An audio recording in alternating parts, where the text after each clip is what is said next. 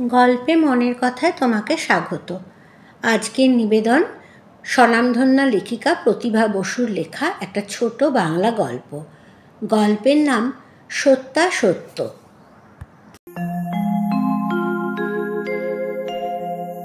কোনো এক ছুটিতে ছোট বোনের কাছে বেড়াতে এসেছিল নন্দিতা। আজ ফিরে যাচ্ছে। অবশ্য একেবারে নির্জলা ছুটি কাটাতেই যে এসেছিল তা নয়। কোথাও বেড়ানো টেড়ানোর অভ্যাস তার বরাবরই কম ছিল। বছর কয়েক যাবৎ তো একেবারেই নেই। বরং কিছুকাল নিজেকে এত বেশি ঘরকুনো করে রেখেছিল যে মা বাবা পর্যন্ত অস্থির হয়ে উঠেছিলেন এ অভ্যাস দূর করাতে। নিজেরাই শেষে বেরিয়ে পড়তেন মেয়েকে নিয়ে। বন্দনা লিখেছিল তার শরীর হঠাৎ খুব খারাপ হয়ে পড়েছে, টুকুনের কষ্ট হচ্ছে খুব। দিদি যদি এই ছুটিতে কয়েকদিনের জন্য আসতে পারে অত্যন্ত উপকার হয়।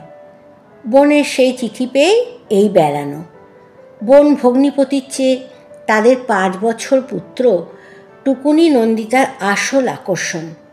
সেই টুকুনের যেখানে মায়ের অসুস্থতার জন্য অসুবিধা হচ্ছে সেখানে আর নন্দিতা বসে থাকে কেমন করে। আজ চলে যাচ্ছে। ভগ্নিপতি তুলে দিতে এসেছে স্টেশনে। টুকুনও এসেছে। টুকুনের মা আসেনি। তার কোলের বাচ্চাটার বয়স 8 মাস। প্রায় দাঁত ওঠার কারণে পেটের অসুখে ভুগছে আজকাল। খুশি মতো যখন তখন যেখানে সেখানে তাই যেতে পারে না বন্দনা। বলাই বাহুল্য, আজও সেই কারণে সে আটকে পড়ে গিয়েছে। গাড়ি ছাড়ার সময় হয়ে গেল। রঞ্জন বলল, উঠে পড়ো এবার। নন্দিতা শেষবারের মতো টুকুনকে চুমু খেয়ে চলে এলো। খুব মন খারাপ লাগছিল। এই বাচ্চাটার প্রতি তার ভীষণ টান, বন্দনার চেয়েও বোধহয় বেশি। বলেও ছিল, তুই তো আজকাল ফুটকুনকে নিয়েই ব্যস্ত থাকিস সারাক্ষণ, দে আমি ওকে কলকাতায় নিয়ে যাই। বেশ ইচ্ছের সঙ্গেই চেয়েছিল।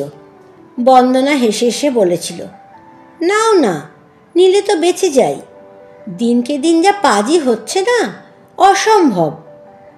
বন্দনাটা কথার কথা বলেছে। স্টেশনে তুলে দিতে আরও একজন ভদ্রলোক এসেছিলেন রঞ্জনের সঙ্গে। তিনি ওখানকার doctor, doctor M.K. Majumdar, FRCS। বয়স 40-এর কাছাকাছি। মাথায় সামান্য টাক, চেহারা সম্ভ্রান্ত, হালে চালে কেতা দুরস্ত। নন্দিতা ট্রেনে উঠলে তিনি এসে খুব হাত ঝাঁকালেন। আশা করি আবার নিশ্চয়ই দেখা হবে। নন্দিতা সহাস্যে বলল, কলকাতা এলে আসবেন আমাদের বাড়ি? নিশ্চয়ই নিশ্চয়ই। পাদানি থেকে লাফিয়ে নামলেন তিনি। হুইসেল বাজিয়ে গাড়ি ছেড়ে দিল। রঞ্জন খুব রুমাল নাড়ছিল। ভদ্রলোকও নাড়ছিলেন। হঠাৎ টুকুন মাসি বলে ভ্যাঁ করে কেঁদে উঠল। গাড়ি চলে গেল প্ল্যাটফর্ম ছাড়িয়ে।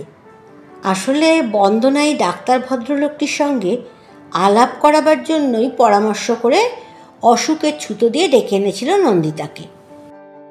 বিবাহে অনিচ্ছুক দিদিকে বিবাহিত করার জন্য বন্দনা সব সময় ব্যস্ত। বিশেষত নিজের বিয়ের পরে আরও। এই ভদ্রলোকটির সঙ্গে আলাপ হয়েছে সম্প্রতি, এবং ইনিও অবিবাহিত শুনেই সে চন্মনিয়ে উঠেছে। তখনই রঞ্জনকে বলেছে, দেখো এর সঙ্গে দিদিকে কিন্তু বেশ মানায়। রঞ্জন বলেছে, মন্দ কি? মন্দ কি মানে? প্রায় চ্যালেঞ্জের সুর ফুটিয়ে জোর গলায় বন্দনা বলেছে, বলো খুব ভালো। কিন্তু তোমার দিদি কি রাজি হবে? হওয়া উচিত। উচিত অনুচিতের প্রশ্ন তো উঠছে না, যে ঘটনাটা ঘটে গেছে জীবনে। বাজে, তৎক্ষণাৎ উড়িয়ে দিয়েছে বন্দনা। মনে রাখবে বলেই মনে রেখেছে, কিন্তু প্রতিশোধটা কার উপরে নিচ্ছে শুনি? নিজেকে ছাড়া আর কাকে শাস্তি দিচ্ছে? সেটা অবশ্য সত্য কথা, কিন্তু এর মধ্যে কোনো কিন্তু নেই। তবে তোমার দিদির মনোবলের কিন্তু প্রশংসা করতেই হয়। এই জেদ আমার খুব ভালো লাগে। ওর কথা আমি বুঝি।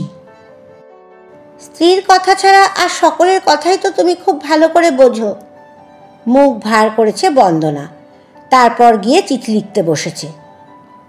কলকাতা থেকে দুর্গাপুর দূর তো কিছু নয়, চলে এসেছে নন্দিতা, এবং আসার সঙ্গে সঙ্গেই মানে ট্রেন থেকে নেমেই সুস্থ সবল ভগ্নীকে স্টেশনে গাড়ি নিয়ে এসে অপেক্ষা করতে দেখেই বুঝতে পেরেছে অসুখের সংবাদটা ছলনা। তখনই কৃত্রিম কোপ দেখিয়ে ফিরে যাবার ট্রেন ধরার জন্য স্টেশনে বসে থাকতে চেয়েছিল। বন্দনা এসে গাড়িতে বসিয়ে দিয়েছে। এসে পৌঁছেছিল বিকেল বিকেল। সন্ধে হতেই টের পেল শুধু শুধুই বন্দনা তার দিদিকে নিয়ে আসেনি এখানে, উদ্দেশ্য আরও গভীর। সেই রাত্রিরেই ডাক্তার সাহেবটিকে ওরা ডিনারে আহ্বান জানিয়েছিল এবং তিনি 7টা বাজতেই এসে হাজির হয়েছিলেন। এবং বন্দনা যে তার দিদির বিষয়ে অনেক আগে থেকেই একে অবহিত করে রেখেছে, মিনিট মাত্র আলাপেই সে বুঝে নিতে তিল মাত্র অসুবিধা হয়নি। তবে ভদ্রলোকটি সত্যি পছন্দের যোগ্য। কথাবার্তা সুন্দর, চালচলন চমৎকার, অতিশয় শান্ত এবং ভদ্র। দ্বিতীয় দিনেই তিনি জানিয়ে দিলেন যে নন্দিতাকে তার পছন্দ হয়েছে, এবং সেই সঙ্গে এটাও বললেন, আমার বয়স 38। আমি মনে মনে কিছুদিন যাবৎ এই বিবাহ করা বিষয়ে সিরিয়াসলি ভাবছিলাম, কাজে আমার আপত্তি নেই, তবে বয়সের তফাৎ বোধহয় কিছু বেশি হয়ে যাচ্ছে। তা হয়তো একটু যাচ্ছিল। নন্দিতা এই সবে 30 পূর্ণ করল। 8 বছরের ছোট কম ছোট নয় আজকালকার দিনে। তবে ভদ্রলোকটির স্বাস্থ্য এত সুন্দর যে সেটা কোনো প্রশ্ন বলে ভাবলই না কেউ। এই কেউয়ের মধ্যে অবশ্য নন্দিতা পড়ে না, কেননা সে বরাবরই এত নির্লিপ্ত ছিল যে তার মনের কথা ধরা সম্ভবই ছিল না। রঞ্জন বন্দনাই সারাদিন বলাবলি করত, সে ধৈর্য ধরে শুনত। নন্দিতাকে পছন্দ করা ভদ্রলোকের পক্ষে কিছু আশ্চর্যের বিষয় নয়, কেননা গুণ, যোগ্যতা, চেহারা কোনো দিক থেকেই কোনো বিষয়ে খাটো ছিল না সে। একটা স্পন্সর্ড কলেজে পড়ায়, ভালো পড়ায় বলে তার সুনাম আছে সেখানে। ছাত্রীরা ভালোবাসে। স্বভাবের দিক থেকে অত্যন্ত শান্ত, বুদ্ধি তীক্ষ্ণ, একটু লেখার হাতও আছে। দেখতে খুব সুন্দরী না হলেও উল্লেখযোগ্য রকমের লাবণ্যের অধিকারী নিশ্চয়ই। 2 বোনের মধ্যে বয়সের ব্যবধান ঠিক 3 বছরের। বিবাহের আগে পর্যন্ত বন্দনা দিদির অবিচ্ছেদ্য অঙ্গ ছিল, একনিষ্ঠা চেলা ছিল। এখন দিদির আগেই বিবাহ করে ভার ভারী কী হয়ে, সমান তো বটেই, অনেক বিষয়ে সে দিদির ভূমিকায় অবতীর্ণ হয়ে অনেক ভালো পরামর্শ দেয়। অবশ্য সবই বিবাহের উপযোগিতা বিষয়ে। নন্দিতা হাসে। বোনের পাকা পাকা কথা শুনতে ভারী মজা লাগে তার। অবশ্য বন্দনার নিজের বিয়েটা খুবই সফল হয়েছে। রঞ্জনের মতো যোগ্য এবং ভালো ছেলে খুব কমই দেখা যায়। পত্নীপ্রেমিকও বটে, ইঞ্জিনিয়ার, খুব উঁচু পোস্টে আছে এখানে। গাড়ি, বাড়ি, বয়, বেয়ারা সব নিয়ে বন্দনা পরিপূর্ণভাবে সুখী। বাবা তাকে দেখে শুনে সম্বন্ধ করে বিয়ে দিয়েছেন। এই বিয়েতে তখন খুব আপত্তি করেছিল বন্দনা। নন্দিতাই তাকে বুঝিয়ে পটিয়ে রাজি করিয়েছে। নিজের নির্বাচনই যে অব্যর্থ হয় না তার প্রমাণ দূরে ছিল না, কাজেই সেটাও বোঝাতে পেরেছে। বিয়ের পরে চলে যাওয়ার সময় দিদিকে জড়িয়ে ধরে বন্দনা খুব কেঁদেছিল।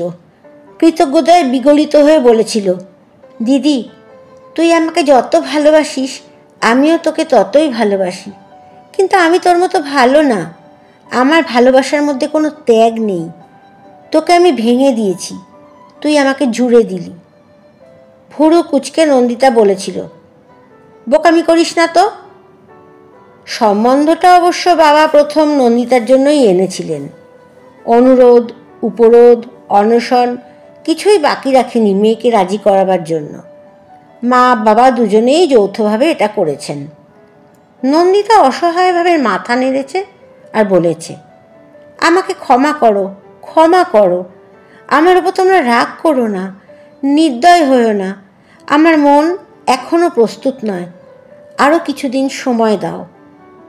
মা বলেছেন, এমন পাত্র কি সহজে পাবো? বন্দনা আছে, তোর বিয়ে না দিয়ে বন্দনাকে কেমন করে বিয়ে দেব? তুই বড় বোন। আমি যদি সারা জীবন বিয়ে না করি তাহলে বন্দনাও কি সারা জীবন অবিবাহিত থাকবে? তারপর নিজেই উদ্যোগী হয়ে সমস্ত ঘটনাটা ঘটিয়ে দিয়েছে। ঘটিয়ে বোনকেও সুখী করেছে, নিজেও সুখী হয়েছে। মা বাবাও মাঝখানটার ব্যাপারটা ভুলতে পেরেছে অনেকখানি। নন্দিতার বাবা নেহাতি একজন সাদাসিধে ভালো মানুষ। এজি বেঙ্গলে ভালো কাজ করেন, স্ত্রীও সুশিক্ষিত। এই দুটি মেয়েকে নিয়ে জীবনটা বহুকাল পর্যন্ত অত্যন্ত শান্তিতেই কেটে যাচ্ছিল। নন্দিতা বন্দনা দুজনেই দেখতে ভালো, ছাত্রী ভালো, অসাধারণ না হলেও সাধারণও ঠিক বলা যায় না। নন্দিতার যেমন লেখার হাত আছে, বন্দনার তেমনি ছবি আঁকে। মেয়েদের নিয়ে মা বাবা মিলে 4টে মানুষের সংসার এত মসৃণভাবে চলছিল যে মাঝে মাঝে নিজেদের সুখে নিজেরাই অবাক হয়ে যেতেন।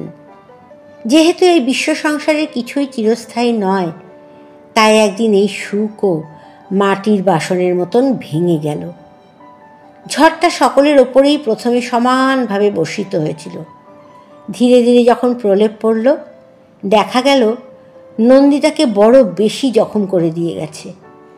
একটা হাল ভাঙা পাল ছেঁড়া নৌকার মতো নিস্তেজ নিরুত্তাপ হয়ে গেছে তার জীবন। যে ঠোঁটের বাঁকে স্বভাবতই একটা মিষ্টি হাসি অবিরত ফুটে থাকত, সেটা সম্পূর্ণভাবে মুছে গেছে।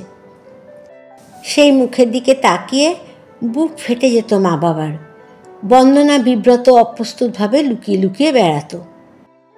দিদির জন্য তার দুঃখও মা বাবার চাইতে তিল মাত্র কম ছিল না, এবং সেই কারণেই নিজের বিয়েতে অত আপত্তি ছিল প্রথম দিকে। কিন্তু শেষ পর্যন্ত দেখা গেল সেটাই অনেকখানি শান্তি ফিরিয়ে এনেছে পরিবারে। আর টুকুন জন্মাবার পরে তো নিশ্চয়ই। দিন বসে থাকে না। দেখতে দেখতে টুকুনের 5 বছর বয়স হয়ে গেল। ফুটকুন জন্মে গেল। বিয়ের 7 বছর পূর্ণ হয়ে গেল। তবু সে এতদিনে নন্দিতাকে বিবাহিত করতে পারল না। এটা ভেবে বন্দনার প্রায় অত্যন্ত খারাপ লাগে। তবে কি দিদি চিরকাল এভাবে থাকবে নাকি? এই একটা 3য় শ্রেণীর কলেজে পড়িয়েই জীবন যাবে? আগে তবু একটা লেখার অভ্যাস ছিল। মেয়েকে খুশি রাখার জন্য বাবা নিজে খরচ পর্যন্ত করে একটা বইও ছাপিয়ে দিয়েছিলেন। তারপর আর কই? অবশ্যই দুর্গাপুরে বসে বন্দনা ভাবনা ছাড়া আর কী বা করতে পারে? বাবা মার উচিত এখন জোর করে দেখে শুনে পাত্রস্থ করা। তবে এমনিতে শান্ত হলে কি হবে? দিদির জেদও বড় প্রচণ্ড। না তো না, হ্যাঁ তো হ্যাঁ। সুতরাং মা বাবাকে ঠিক দোষ দেওয়া যায় না। এদিকে পছন্দসই মানুষও পাওয়া দুষ্কর। নইলে বন্দনা তো আর কম চেষ্টা করে না, কম ভাবে না, কম সচেতন নয়। বন্ধু বান্ধব আত্মীয় পরিচিত কতজন কত দিকে ছড়িয়ে আছে। একটা মানুষের কথাও মনে করা যায় না দিদির সঙ্গে যাকে মানায়। এই ডাক্তার ভদ্রলোকটি প্রথম মানুষ যাকে একেবারে ঠিক খাপে খাপে ভাবা গেল। এবার দয়া করে দিদি সম্মতিটুকু জানালেই সুন্দরভাবে সব হয়ে যেতে পারে। ফিরে যাবার মুখে দিদিকে সে বলল এসব কথা। তারপর দিদি নিঃশব্দ মুখের দিকে তাকিয়ে কেমন যেন হতাশ লাগলো। তবু জোর দিল গলায়, তাহলে তাই ঠিক? কেমন? মৃদুস্বরে নন্দিতা বলল, চিঠি লিখে জানাবো।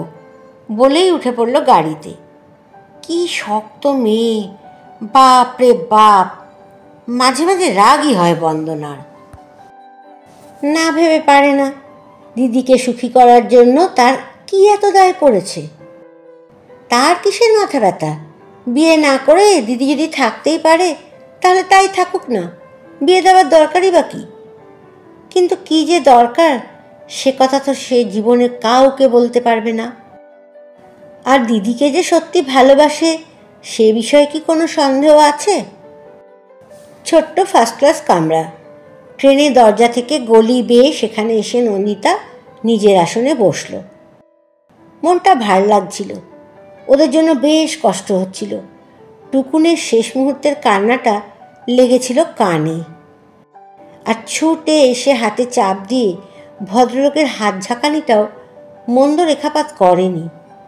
বোঝাই যাচ্ছিল তার মনের কথাটা। নন্দিতার প্রতি সত্যি তিনি আকৃষ্ট। যদিও ভেবেচিন্তেই বিয়ে করছেন, তবুও তার মধ্যে রং লেগেছে খানিকটা। সেটা নিশ্চয়ই উপরি পাওনা। কিন্তু নন্দিতা কেন কিছুই পায় না কারোর মধ্যে? স্বামী শব্দটা ভাবলেই হৃদকম্প উপস্থিত হয়। মানুষকে বিশ্বাস করার শক্তিটাই হারিয়ে গেছে হৃদয় থেকে। কিন্তু 30 বছর বয়স হয়েছে। বিয়ের কথা ভেবে দেখতে গেলে যেমন ডাক্তার ভদ্রলোকটি 38 বয়সে দেখছে, এমনই একটা সমাধানে পৌঁছানো দরকার। আর সত্যি বলতে, বিয়ে না করে সমস্ত জীবন নিঃসঙ্গভাবে কাটানো সম্ভব কিনা সেটাও মন্দ ভাববার বিষয় নয়। মা বাবা চিরকাল বেঁচে থাকবেন না। মা বাবার মৃত্যুর পর তার আয়ু তাকে আরও অনেক দূর নিয়ে যাবে। তারপর কি? বন্দনা যেসব যুক্তি দেয়, খুব অবহেলার যোগ্য নয় সেসব কথা। এগুলো বন্দনারই যুক্তি। বন্দনা আরও বলেছে, দিদি, আর কিছুর জন্য না হোক, তুই না হয় একজন মা হবার জন্যই বিয়ে কর। টুকুনকে নিয়ে এত পাগল পাগল করিস, তবু তো সে পরের ছেলে। নিজের হলে ভেবে দেখ তো কীরকম লাগবে। নন্দিতা খুব হেসেছে এরপরে। বোনের চুল টেনে বলেছে, উফ, তোর গিন্নিগিরি আর আমি সইতে পারি না। গিন্নিগিরি কি? বন্দনাও নিজে হেসেছে। যা ঠিক তাই বলছি। থাম তো, তার চেয়ে চল তোদের নতুন বাজারটায় ঘুরে আসি একবার। দিদি, আমার তো বিয়েতে কম আমত ছিল না। তোর আর আমার? নন্দিতার গলা আপনা থেকেই শিথিল হয়ে আসে। সে দীর্ঘশ্বাস চাপতে পারে না। মুখ নিচু করে বন্দনা বলে, জানি তুলনা হয় না, কিন্তু দিদি, তোকে বলা হয়নি, রঞ্জনী প্রথম পুরুষ নয় আমার জীবনে। আমি আরও একজনকে ভালোবেসেছিলাম, কিন্তু এখন তো রঞ্জনকে আমি চোখে হারাই। সে কি রে, কবে? নন্দিতা আবহাওয়াটা লঘু করে দিয়ে কৃত্রিম কৌতূহলে ফেটে পড়ে। কখনো বলিসনি তো? দিব্যি তো চেপে গিয়েছিস। কম মেয়ে তো নও তুমি। তারপর মাথা নেড়ে বলে, জানি জানি কার কথা বলছিস। কে? হঠাৎ যেন চমকে ওঠে বন্দনা। তারপরেই স্বাভাবিক হয়ে বলে, বল তো কে? মলয় তালুকদার। মলয়? হাসতে হাসতে মরে যায় বন্দনা। শেষে তুমি আমাকে মলয়টার প্রেমে ফেললে কেন? মলয় খারাপ কিসে? তোদের গ্রুপে সব থেকে ভালো ছেলে। কীরকম ফরমাস খাটতো তোর। থাক, আমার প্রেমের গল্প শুনে তোমার কাজ নেই। যা বলছি তা শোনো। এই ডাক্তারটিকে তুমি বিয়ে করো। আমি বলছি তুমি সুখী হবে। নন্দিতা নিজের আসনে বসে জানলা দিয়ে বাইরে তাকিয়ে বোনের সঙ্গে এইসব কথোপকথনের টুকরো টুকরো অংশ ভাবতে ভাবতে নন্দিতা অন্যমনস্ক হয়ে পড়েছিল। উল্টো দিকের ভদ্রলোকটিকে আর খেয়াল করতে পারেনি। তাছাড়া ভদ্রলোকটি এতক্ষণ একখানা ইংরেজি খবরের কাগজে মুখ ঢেকে কী যে পাঠ করছিলেন অখণ্ড মনোযোগের সঙ্গে, কে জানে। ডাক শুনে নন্দিতা চমকে ফিরে তাকালো। তারপরেই যেন জমে গেল বরফের মতো। চিনতে পারছ? নন্দিতা নড়ে চড়ে বসে একবার হিম চোখে তাকিয়ে দৃষ্টি ফিরিয়ে নিল। কি কাণ্ড না, শেষে এভাবে দেখা হয়ে গেল। নন্দিতা পাথর।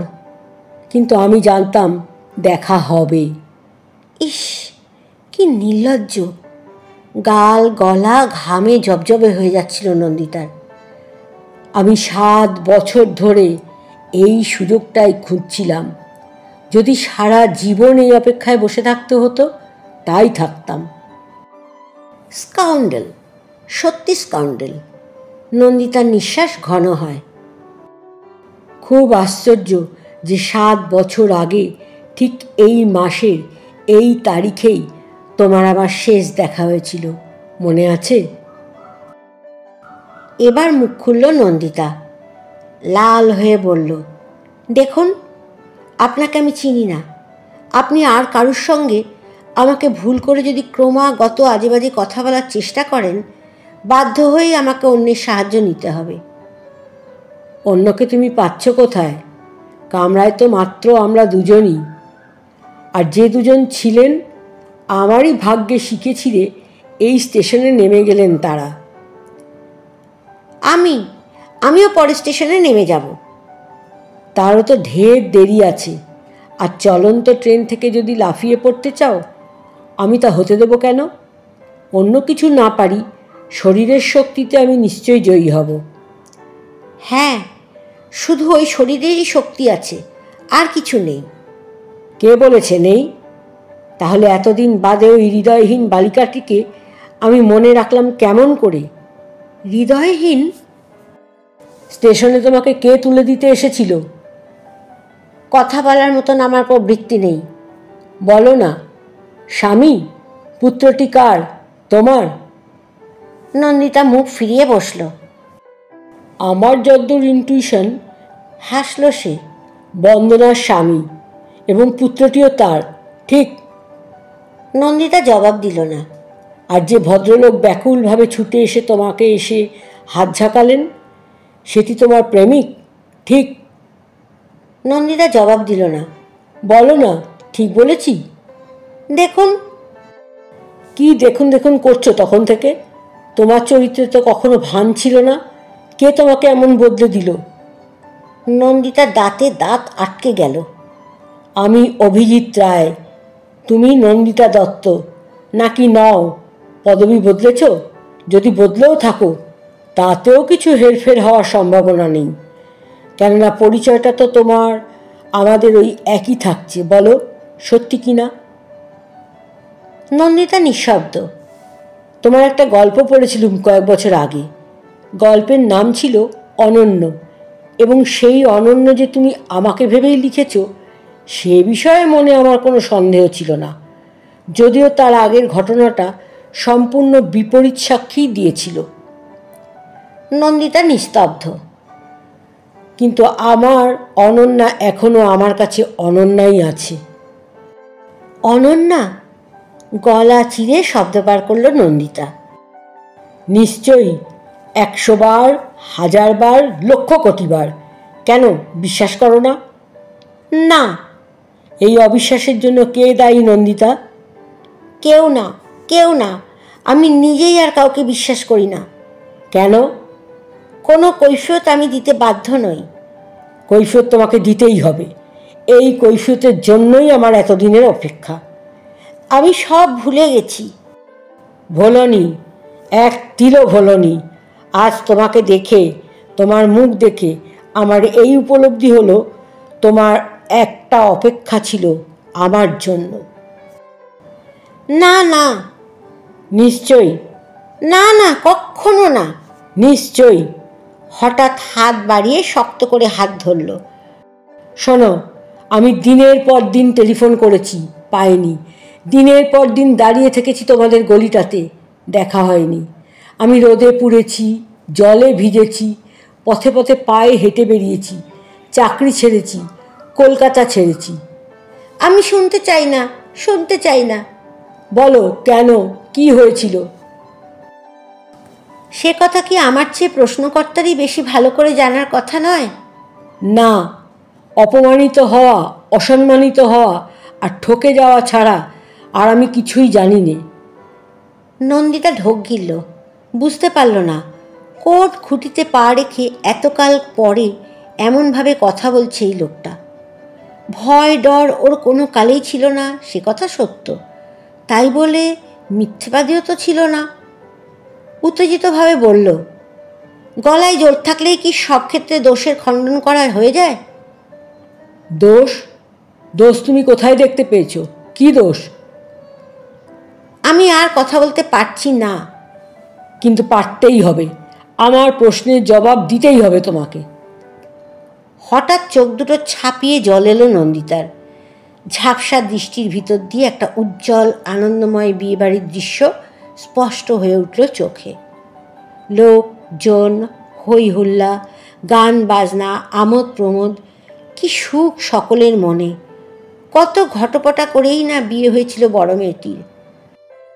পিতৃকুলে মাতৃকুলে এই প্রথম মেয়ের বিয়ে। ধুমধারাক্কা যে হবেই সে তো জানা কথা। শুধু তো প্রথমে মেয়ের বিয়ে বলেই কথা নয়, মামা মাসির মেয়ে নেই, এদিকে পিসি বন্ধা, জ্যাঠামশায়ও অবিবাহিত। মাঝখান থেকে তারা দুটি বোন জন্মিয়ে দুই কুল একেবারে উচ্ছ্বসিত করে ফেলেছে। ভবতোষবাবু খরচপাতি করেছেন খুব, মন মতো জামাই পেয়ে উৎসাহও তার বেড়ে গেছে। শুধু মা বাবাই নেই, তাছাড়া আর কি নেই অভিজিতের? বিদ্যা, বুদ্ধি, উপার্জন, চেহারা, চরিত্র, এতটুকুও খুঁতকি কেউ বার করতে পারবে? বিরাট চাকরি পেয়েছে ইন্ডিয়া টোবাকোতে। নন্দু 23 আর অভিজিতের 28 বছর। কি শুভক্ষণেই যে ওদের দেখা হয়েছিল। শুভক্ষণের দিনটার কথাও ভাবল নন্দিতা। মুষলধারে বৃষ্টি নেমেছিল সেদিন। দুই বোনে মিলে নিউ মার্কেটে গিয়েছিল, ফিরতি পথে এই কাণ্ড। ট্রামের জন্য অপেক্ষা করতে করতে দৌড়ে গাছের তলায় এসছিল। তারপর ট্যাক্সি ধরার জন্য ছুটে এলো বড় রাস্তার উপর। ট্যাক্সি পাওয়া গেল না, কিন্তু গাড়ি থামলো একটা। চালকটি মুখ বার করে জানালো সে লিফট দিতে প্রস্তুত। মুখ চাওয়াচাই করলো দুই বোনে। অভিজিৎ সামনের দরজাটা খুলে ধরে বলল, উঠে বসুন, উঠে পড়ুন, একেবারে ভিজে যাচ্ছেন যে। উঠে পড়ল ওরা। সামনের আসনে এঁটে গেল দুই বোন। নন্দিতা লজ্জিত মুখে বলল, আপনার সিটটা আমরা ভিজিয়ে দিলুম। অভিজিৎ বলল, আগে বলুন কোন দিকে। এই হলো আলাপের সূত্রপাত। অভিজিৎ সেদিন তাদের রাসবিহারী এভিনিউয়ের বাড়ির দরজাতেই পৌঁছে দিয়ে গিয়েছিল। তারা ছাড়েনি, ভদ্রতা করে ডেকে এনেছিল ঘরে। বাবা ছিলেন না, মার সঙ্গে পরিচয় করিয়ে দিয়েছিল। চা খেতে খেতে বলেছিল, খুব সহজেই একটা বন্ধুত্বর ভিত্তি স্থাপিত হয়ে গেছিল। নন্দিতা তখন সদ্য MA পাশ করে বেরিয়েছে, আর বন্দনা তখন বিয়ে দেবে। বিদায় দেওয়ার সময় বন্দনা বলেছিল, আর চা খেলেন না, আরেকদিন কিন্তু আসতে হবে। নন্দিতারও তো মুখ ফোটে না, সে শুধু তাকিয়ে সেই প্রস্তাবে সাই জানিয়েছিল। দেখা গেল সত্যি আরেকদিন চা খেতে এলো অভিজিৎ। তারপরে আরেকদিন, আর তারপর কি যে হয়ে গেল, কখন যে নিঃশব্দে দুজনে গভীর প্রেমে মগ্ন হয়ে গেল কে জানে। কথাবার্তা বন্দনাই বলতো বেশি, আদর যত্ন বন্দনাই করত। তারপর চলে গেলে খ্যাপাতো। এই করতে করতে একদিন অভিজিৎ বিয়ের প্রস্তাব করে ফেলল মা বাবার কাছে। মা বাবার সম্মতি পেতে এক মুহূর্তও দেরি হলো না। বিয়ে ঠিক হয়ে যাওয়ার জন্য মা বাবা ওদের দুজনকেই যথেষ্ট স্বাধীনতা দিয়েছিলেন। অফিস টফিস সব তার মাথায় উঠে গেল।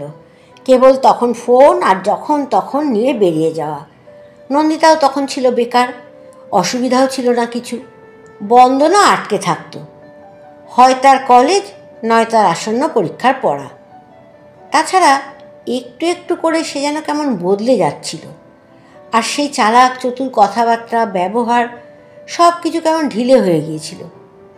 নন্দিতা রাত্রে পাশাপাশি শুয়ে বিছানায় বলতো, তোর কি হয়েছে রে বন্দনা, কীরকম চুপচাপ হয়ে বিষণ্ণ হয়ে থাকিস? বন্দনা বলতো, কই না তো। নিশ্চয়ই। বন্দনা তখন মৃদু হেসে বলতো, তোর বিয়ে আর আমার পরীক্ষা। তাহলে বিয়েটা পিছিয়ে দিতে বল মা বাবাকে। পাগল? না, সত্যি, পরীক্ষার সময় এরকম গোলমাল খুব খারাপ। আচ্ছা আচ্ছা, তা নিয়ে তোকে অত ভাবতে হবে না। আজ কোথায় গিয়েছিলিস বল। দেখ না, পাগলের মতো কী সব কিনেছে, আমার এত লজ্জা করে। কি কিনেছে রে? যা তা, শাড়ি, গয়না, ফার্নিচার, কি যে করছে না। ভালো তো। এমনি করেই ঘনিয়ে এলো দিন। 7 দিন আগে থেকেই বাড়ি ভরে গেল আত্মীয় স্বজনে। মা অভিজিৎকে বলে দিলেন, তুমি কিন্তু এ কটা দিন আর এসো না, একেবারে বিয়ের পর দেখা হবে আবার। অভিজিৎ হেসে বলল, নন্দিতাও যাবে না? তোমার দিদি আসবেন, ওর না যাওয়া ভালো। আর চিরকালের জন্যই তো যাচ্ছে তোমার কাছে, আমার কাছে আর কদিন। বলতে বলতে মা সজল হয়ে ওঠেন। কিন্তু মাকে সেই কারণে সজল থাকতে হলো না বেশি দিন। বিয়ের 2 দিন আগে সব বন্ধ হয়ে গেল। বাবা তাদের 2 বোন আর মাকে টিকিট কিনে জ্যাঠামশাইয়ের সঙ্গে দিল্লি পাঠিয়ে দিলেন। উফ, সে দিনটার কথা ভাবা যায় না, ভাবা যায় না সেই লজ্জা, সেই দুঃখ, সেই মর্মান্তিক বেদনা। তার কি কোনো তুলনা আছে? আর যার জন্য এই কাণ্ড, সেই কিনা মুখোমুখি বসে চোখে চোখ তাকিয়ে কৈফিয়ত তলব করছে। অনেক কথা অভিজিতের বুকের মধ্যেও তোলপাড় করছিল। প্রথমে মনে পড়ল নন্দিতার বাবার সেই গম্ভীর গলার নির্দেশ, এ বিয়ে হবে না। ফোনের ভিতর দিয়ে যেন বজ্রপতন হলো। কেন? আকাশ থেকে পড়েছিল অভিজিৎ। অপির থেকে কোনো জবাব এলো না। ফোন কেটে গেল। নিশ্চয়ই অফিস থেকে করেছেন, আর এটা অফিসেরই সময়। তখন মরিয়া হয়ে গাড়ি নিয়ে চলে এসেছিল ওদের বাড়িতে অভিজিৎ। নতুন বাড়ি, পুরনো বাড়ি, কোনো বাড়ি বাদ দেয়নি, কিন্তু কোনোখানেই হদিশ মিলল না। কি হলো, কেন হলো, কোথায় গেল, কিছুই বুঝতে না পেরে নিজেকে তার বুদ্ধিভ্রষ্ট মনে হয়েছিল। সে যে তারপর এই মেয়েটিকে পাবার জন্য কি করেছিল আর কি না করেছিল, তার কি কোনো হিসেব আছে? সেই সঙ্গে একটা গভীর সন্দেহ আক্রমণ করেছিল তাকে। মনে পড়ল যে কদিন নন্দিতার মা তাকে নন্দিতার সঙ্গে দেখা করতে দিচ্ছিলেন না, নিয়মিতভাবে বন্দনা আসছিল তার খোঁজ খবর নিতে। যতটুকু পাওয়া যায় তাই লাভ। নন্দিতার বদলে বন্দনাকে দেখেও তার বিরহ অনেকটা প্রশমিত হয়ে যাচ্ছিল। সে তাকে নিয়ে ঘুরত, ফিরত, খাওয়াতো, তারপর সময় মতো পৌঁছে দিয়ে আসতো বাড়ির কাছাকাছি। কেননা বন্দনা বলতো, না মশাই, দরজা পর্যন্ত যাবেন না, মা বকবেন। সেদিন সন্ধ্যায় খুব সেজে গুজে এলো বন্দনা। অফিস থেকে ফিরে চান টান করে বলা যায় বন্দনার অপেক্ষাতেই বসেছিল অভিজিৎ। বন্দনা সবসময় অ্যাপয়েন্টমেন্ট করেই আসতো। দুপুরে সে টেলিফোন করতো অফিসে, তারপর স্থানকাল ঠিক হতো। অভিজিতের মনে সেই সময় এমন একটা অপার্থিব সুখের নদী অনবরতই বয়ে চলত যে অন্যের দিকে তেমন লক্ষ্য করার মতো মন থাকতো না। ফুর্তির সুরে বলল, চলো মার্কেটটা একবার ঘুরে আসি। বন্দনা বলল, মার্কেটে কি? আর বলো কেন, দিদি টাকা পাঠিয়েছেন, অনেক হুকুম, তার ভাতৃবধূর জন্য শাড়ি, গয়না। বন্দনা বলল, ওসব আমি জানি না, তবে আপনার দিদি যখন নিজেই আসছেন তখন আর আপনাকে দিয়ে কেন? দিদি আসবেন একেবারে বিয়ের দিন দুপুরে, তখন আর কেনাকাটার সময় কই। কেন অত দেরিতে কেন? সেসব কথা আমি বিশদভাবে কিছু বুঝতে পারলাম না চিঠি থেকে। ও, তাহলে যাবে নাকি? তোমার দিদির পছন্দ আর তোমার পছন্দ একরকমই হবে। আজ আমি তাড়াতাড়ি ফিরে যাব, আমার মাথা ধরেছে, কথা দিয়েছিলাম বলেই আসতে হলো। আমি বরং এখনই উঠি।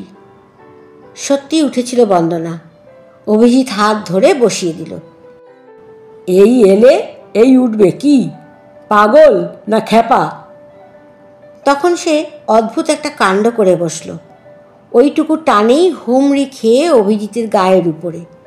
তারপরেই 2 হাতে জড়িয়ে ধরে বুকের মধ্যে মুখ গুঁজে ফুঁপিয়ে উঠল, অভিজিৎ, আমি তোমাকে ভালোবাসি, তুমি আমাকে এমনভাবে পরিত্যাগ করো না, আমি মরে যাব, আমি বিষ খাবো। অভিজিৎ একেবারে হতভম্ব হয়ে গিয়েছিল এই অপ্রত্যাশিত আচম্বিত ব্যবহারে। একটু পরেই ছাড়িয়ে নিল নিজেকে, বন্দনাকে বসিয়ে দিল সোজা করে। আসতে বলল, চলো তোমাকে বাড়ি পৌঁছে দিয়ে আসি, আজ তুমি সত্যিই সুস্থ নেই। এটা বোধহয় বিয়ের 4 দিন আগের ঘটনা। পরের দিনটা একটা অত্যন্ত অস্বস্তির মধ্যে কেটে গেল। আর তার পরদিন দুপুরেই নন্দিতার বাবার বজ্র নির্ঘোষ। এ বিয়ে হবে না। সুতরাং এ দুটোর মধ্যে কোথাও যে একটা গভীর মিল আছে সেই সন্দেহ হওয়াটা অভিজিতের পক্ষে কিছু আশ্চর্য ছিল না। কিন্তু তা বলে, আরে এর মধ্যেই বর্ধমান স্টেশন এসে গেল নাকি? এই বেড়া বেড়া! চিন্তা ভাবনা ছেড়ে জানলা দিয়ে মাথা গলিয়ে অভিজিৎ চেঁচামেচি শুরু করে দিল। ফার্স্ট ক্লাসের যাত্রী ছুটে এলো তকমাটা বেয়ারা। চা এসে গেল মুহূর্তে। অভিজিৎ খুশি হয়ে বলল, আহ, এই সময় চা না হলে চলে? ঢালো, শিগগির ঢালো। তোমারটা পাতলা, আমারটা ঘন। নাকি অভ্যেস বদলেছ কিছু? নন্দিতা ওর ভাবভঙ্গি দেখতে দেখতে মাঝখানটার সময়টা হারিয়ে ফেলেছিল। তার মনে হচ্ছিল এই দেখা যেন 7 বছর উত্তীর্ণ করে নয়, অনেক আগুন মারিয়ে নয়, যন্ত্রণার সমুদ্রে হাবুডুবু খেতে খেতেও নয়, যেন কালকের পরে আজ। কোনো আড়ষ্টতা নেই, লজ্জা নেই, অন্যায় ছিটে পড়া পর্যন্ত নেই ব্যবহারে। তোমাকে দেখে আমার কি যে ভালো লাগছে। 2 চোখ ভরা আলো নিয়ে পরিপূর্ণ দৃষ্টিতে তাকালো সে। আমি ভেবে পাচ্ছি না কি করব, কেমন করে কৃতজ্ঞতা জানাবো ঈশ্বরকে। তুমি ঠিক সেরকম আছো, ঠিক সেরকম। আমি জানতাম তুমি তাই থাকবে। তুমি কখনো অন্যরকম হতে পারো? এই লোকের সঙ্গে আর কি করে কঠিন ব্যবহার করা যায়? কম্পিত হাতে চা নিল নন্দিতা। তুমি তো জানতে তুমি ছাড়া আমার জগতে আর কিছু ছিল না, তবে কেন অমন করে সব বন্ধ করে দিলে? কে তোমাকে উধাও করে নিয়ে গেল আমার কাছ থেকে? বলো, কি হয়েছিল? বলো বলো। সন্ধে ঘন হয়ে আসছিল। নন্দিতা ভেবে পাচ্ছিল না এখন কি তার করা উচিত। শুধু ইচ্ছে করছিল অনন্তকালের মধ্যে এই ক্ষণকালটাকে চিরন্তন করে ধরে রাখতে। অনেক পরে একসময় অধীর হয়ে সে বলল, আমাকে কিছু জিজ্ঞেস করো না, আমি কিচ্ছু বলতে পারবো না। আমার ভাগ্যই আমাকে বঞ্চনা করেছে, আমি কাউকেই এই জন্য দায়ী করছি না। অভিজিৎ জোর গলা দিয়ে বলল, ঠিক আছে, তুমি তোমার ভাগ্য নিয়ে থাকো, আমিও আমার পুরুষকার প্রয়োগ করি। পৃথিবীতে এমন কোনো শক্তি আর আছে কি না দেখো তুমি, যা আমার কাছ থেকে দ্বিতীয়বার তোমাকে ছিন্ন করতে পারে। নন্দিতা মুখ ঢাকল 2 হাতে। মনে পড়ল সেই ভয়ঙ্কর সন্ধ্যা যখন দিদিকে নিয়ে সে নিঃশব্দে ছাদে উঠে বলেছিল, একটা কথা আছে দিদি। নন্দিতা তার অস্বাভাবিক চোখ মুখ দেখে বলেছিল, কী রে? সে দাঁত দিয়ে ঠোঁট কামড়ে বলেছিল, অভিজিৎ। অভিজিৎ কি? আজ আমার সঙ্গে কলেজে দেখা করেছিল। কিছু বলল? সন্ধেবেলা যেতে বলেছিল ওর ফ্ল্যাটে। গিয়েছিলি? গিয়েছিলাম। ও ভালো আছে তো? বন্দনা চুপ করে থেকে বলল, দিদি, এ বিয়ে তুমি করো না। নন্দিতা অধীরভাবে বলল, কেন? ও ভালো না। কি বলছিস তুই? ও তোমাকে ভালোবাসে না, মিথ্যে কথা বলে।